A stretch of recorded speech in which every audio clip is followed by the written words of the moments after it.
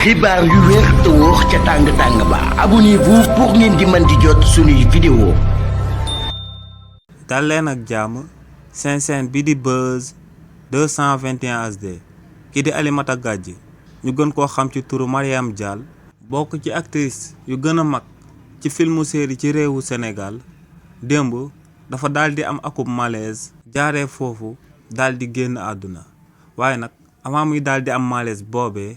kii di Mariam Dial daa am benn publication bu mu amaloon ca biir Facebook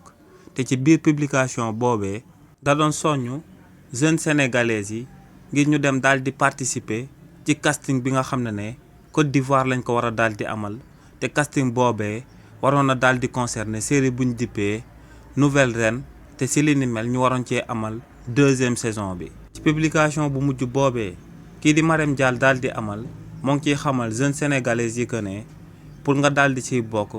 lu mu dee faaw nga am 21 ans minimum. xamaloon na tamit jeunes sénégalais yi que ne casting boobee ci ñaari étape lañ koy daal di amalee bu si jiitu dañ ko waroon a daal di amal ci diggante 3 février ak 13 février beneen bi ñu daal di koy amal ci diggante 15 février ak 16 mars. xamaloon nañ leen tamit que ne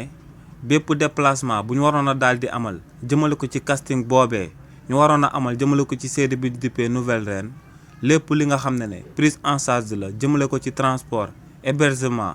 ak alimentation lépp waa production bi ñoom ñoo la koy daal di assurel waaye tamit xamaloon na leen que ne bërëb bu ñu waroon a daal di amalee casting boobee du fenn fudut Côte d'Ivoire plus précisément ci Abidjan di fi nga xam ne moom lañ njëkkoon a daal di tourner série boobee ñu dippee Nouvelle Reine kon publication boobee la Mariam Dial mujjee daal di amal après quelques heures mu daal di am akub malaise jaaree foofee daal di génn àdduna. xibaar yu wér te wóor ca tàng-tàng ba abonnez-vous pour ngeen di mën di jot suñuy vidéo.